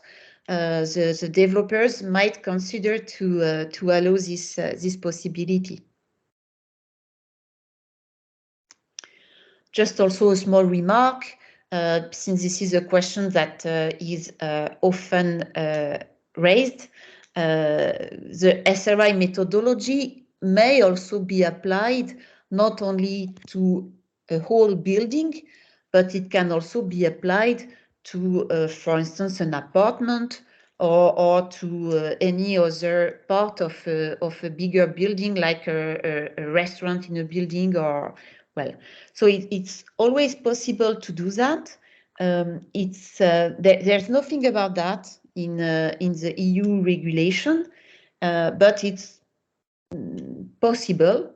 And of course, if you have some experience feedback about that, it's welcome. Please share with us. A last thing about the climate zones. So here, what you can see are the macro climate zones, let's say, that have been defined and that are embedded in the calculation tools that has been demonstrated just now. So these zones are defined, and there are some weighting factors that are different depending on the different zones. But here you can see that the zones are very big and do not take into account climate differences in one single country. So if I take my country, for instance, France, it's not the same climate at all in the north of the country and the south of the country. So we don't have this level of detail, let's say, in the methodology as it is configured in the tool today, but it is something also that you can change. You can change the weighting factors and define more precise climate zones. It's completely possible. So this is the end of the presentation. We are, I think, just in time. We still have 10 minutes before the end of the training session, and so we can address some questions. Thank you very much, Sophie. So indeed, we have 10 minutes for questions, and we will address some of the questions which were raised some time ago, and then we have additional questions which were posed during the live demo. So we'll try to address all of them. So let's start with one from Oscar. The question was, can the SRI be adopted for assessing the suitability of a site for demand response? We would be interested in high load flexibility potential, for instance, HVAC, as opposed to low load flexibility potential like lighting. lighting could skew the SRI upwards while not necessarily making the building's load more suited for demand response. I think, Sophie, you can try to address this one. Yes, indeed. So the answer is yes. You can use the SRI for assessing the suitability of a site for demand response. And in fact, as you know, there is one impact criterion that is about flexibility provided to the electricity system. And as it was shown by Yishao, and I invite you really to check these weighting factors that are associated to each service and each impact criterion. And if you check the weighting factors that correspond to the services in the lighting domain, you will see that these services, even when they have a very high functionality level, meaning that they are smart, well, the impact on the flexibility criterion is 0.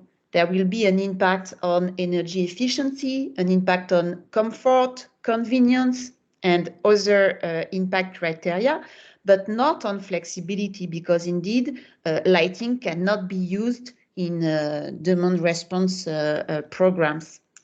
And on the contrary, if you check the tab corresponding to heating, to ventilation, etc., you will see that there are some a non-zero score that is allocated to flexibility when the services are smarter.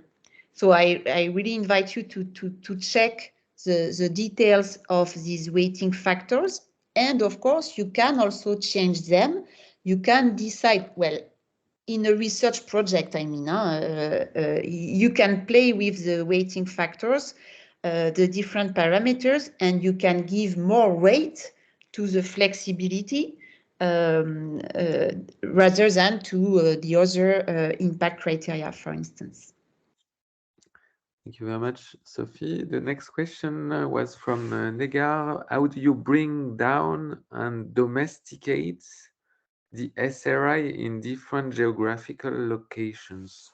So I guess the question is, how do we adapt the SRI to national or regional specificities?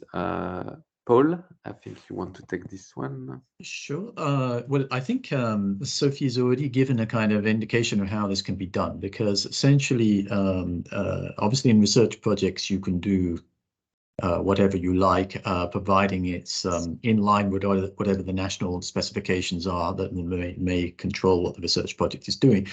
But member states, if they choose to move forward with the SRI and certification, they can obviously adapt the weighting factors, and particularly this is relevant for the energy balances when you're looking at the relative importance of the different domains contributing to the overall energy impact, for example. They could adapt them to base that on the actual specificity of the climate in the region concerned, of the characteristics of the buildings in the region concerned, and they could do that at any kind of geographical distribution that they wish, in principle. And there are other factors as well. I mean, a classic example is, for example, the availability of parking spaces, which may or may not be the case depending on a building type. So that would affect whether or not a domain is actually present or not for that building.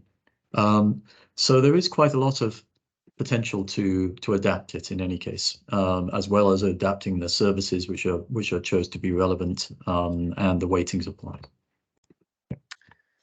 Thank you very much, Paul. The next question was raised during Sylvain's presentation with the examples in Luxembourg. So the question was, to what extent have the assessment example scores been based on real measured consumption and efficiency data? For example, from EDEC, so display energy certificates, rather than from the EPC. Paul, you can perhaps start as well on this one, and I think Sylvain will give as well some further explanations. Great. Well, it's a similar kind of issue. Essentially, in principle, you could use the energy balance information from an energy display certificate to actually inform the weightings that you would apply to that building, particularly on its energy score. But the default method doesn't do that. And it's important to stress as well, the default method is actually based on an asset assessment. And all the reasons of that are explained in the second technical support study. And there has been a lot of interest already at that time in considering about how to move to operational assessments. And that remains something for continued investigation, I would say. But already with the asset methodology, you could choose or opt to make, in the event of display energy certificates being available, that you could actually use that information to weight some of the domains and how they actually impact against a particular impact criteria. So I don't, Sylvain, shall I pass the floor to you to quickly comment on what actually happened in Luxembourg? Or perhaps even more a quick general comment, because I think the audience is also from research and innovation. So there are two ways to address the question that was asked. I think one is that more accurate energy performance data, metered or sensed data can definitely help the assessor in the assessment process. And this is, I think, something that would consolidate also and make the assessment more replicable and robust in general. So that's one thing.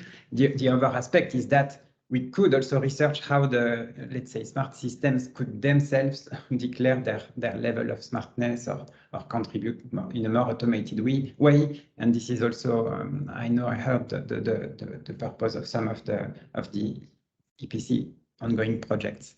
So this is really linking to our, research intents in these projects to go a little bit beyond the existing scope of the SRI.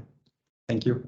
Thank you very much, Sylvain and Paul. The next one is, is it expected that the SRI will serve as preparation for buildings to join existing or developing energy communities? Are there any initiatives regarding this? Paul, again? Yeah. Well, it's a very good question, and I think we in the research, in the support team are not actually aware of any initiatives on this at the moment, and we've just been having a little discussion about it offline. But but we're very interested in getting any insights from anybody who is planning to do this, and there might be people on this call who are considering that. And it is, of course, a very good fit in principle on the flexibility side in particular. So I think if anybody has any insights or is planning to do anything on this, please let us know. And I think everybody here would be very interested in hearing more about it. Yeah, definitely. Thank you, Paul. And indeed, can even put in the chat if you are aware of relevant initiative in that domain. The next question will be for you, Sophie, since it relates to your presentation about the statistics on the use of the SRI assessment package. So the question is from Roland. Do you know more about why countries where SRI assessments have been performed are so unevenly spread? A lot in Germany, a lot less in France or in Italy, for instance. So is the SRI plus minus operational depending on countries, or is it more about who is performing the SRI assessments? Yes, sorry, I was muted. Well, the SRI is applicable and operational everywhere. Here we have this distribution that I have shown, but it's mainly depend on who has answered the survey. So we received 46 answers. So it's not representative of all the activities that are carried out with the SRI. And just to give an example, for instance, in France, there is an official test phase that has been launched. But in this test phase, the choice of the ministry has been to really mimic, in a way, what would the implementation of the SRI would look like, meaning that they are recruiting some external assessors, they are training them, then they are recruiting buildings that are going to be evaluated by these assessors. So this takes time. So that's why in France, to continue with this example, not many assessments have been conducted yet in the framework of the test phase, but it is starting now because the evaluators have just been selected and trained. So it's going to start now, and we expect that in a few weeks or a couple of months, we should have some interesting results coming from France, as an example. Yeah, thank you very much, Sophie. I see it's already 12, but we had some more questions, and especially during the live demo. So if you allow me, Sophie, maybe we take one or two extra to address them. The first one is from Clément Enercop. So does the assessment take into account the non-electric and non-gas heating because it has an effect on this criteria? So either Paul or Yixiao, perhaps you could take that. Yeah, I'd be happy to respond to that. I think, well, firstly, the majority, I mean, there are 11 default services in the default service catalog effect concerning space heating. And of those, 7 of them are concerned with the demand side of heat. So they're completely unrelated to where the heat is coming from, per se. Then of the 4 which are dealing with the supply of heat and the control of the supply of heat and production, they are also rather technologically or sort of like energy source neutral to a large degree. So in principle, it isn't affected by this. Having said that, I think the relative importance, possibly from a purely technical level, might be. And so there will definitely be some sort of specificities that could apply, and you might unearth them when you're exploring this in any particular application. So there are inevitably going to be some compromises, but broadly speaking, what people should be aware of is that these functionalities, as they apply to heating and hot water, are drawn from the EN 15232 standard on building automation control systems. And that has itself recently been mildly updated as an ISO standard. So it would be interesting to get any feedback from you, but it's also worth pointing out as well that the domestic hot water, for example, explicitly addresses cases of solar water production, etc. So there are non-gas, non-electricity applications already referenced. Mm-hmm. Thank you very much, Paul. We'll take the last 2 additional questions. The first one from Apostolis. So why is the presence of a domain required to be filled in within each service, since there are groups of services that are allocated to the same domain? So for that one, I will invite Yixiao to take this one. Yes, I think it's easier if I share my screen again. Do you see my screen? Yes, we can see your screen. Yes, okay. So when you indicate the domain, whether a domain is present or not in the building information tab, this is automatically filled out in the column F in the calculation tab. So you do not need to indicate for each individual service whether this is available in this domain or not. So this is automatically filled out. You only need to indicate in column I, J, K, optional in L, that your inputs. Yes, that's the answer. Super, thank you very much, and well done, Yixiao, for the interactive answer. We'll take the last one, and I think Sophie will take this one. So it's a question from Joanna.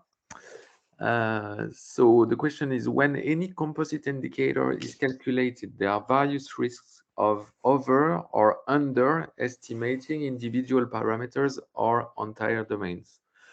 In this case, it's even more precarious because users are free to add new services, and assumingly they can also assign subjective scores. In addition, as it was already mentioned, one domain may be represented by 10 plus services and another by 2. Is there some way to control or to address these risks?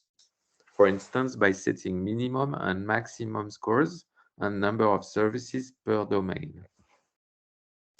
Yes, thank you, Regis. So it's a long question. Repeating, in fact, what I said already is that this service catalog is provided,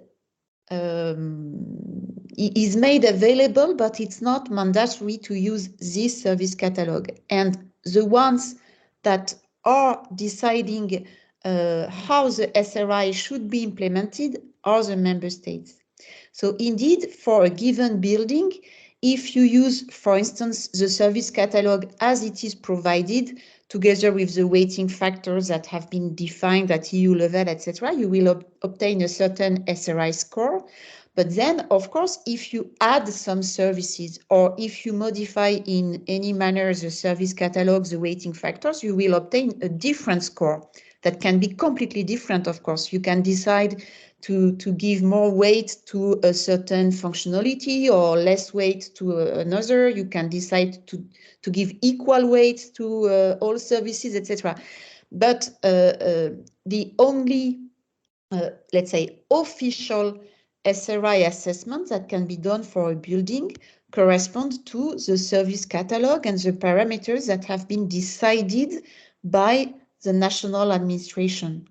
So for the moment, in most cases, such decisions haven't been made. We have only 6 member states that have undertaken a test phase, but we expect more member states to join this move. There should be more test phases that are going to be announced soon. We hope so. There are also the live projects that are in touch with the member state administrations, etc. But in all cases, it's always a member state that has to decide. And as presented at the very beginning of the webinar by Sylvain Robert, the SRI might become mandatory in the upcoming years for some for certain buildings. So in this case, the member states will have to make this decision. And so it will be very clear which service catalog should be used, how the different services are weighted compared to each other, etc. So sorry for the long answer. Thank you very much, Sophie.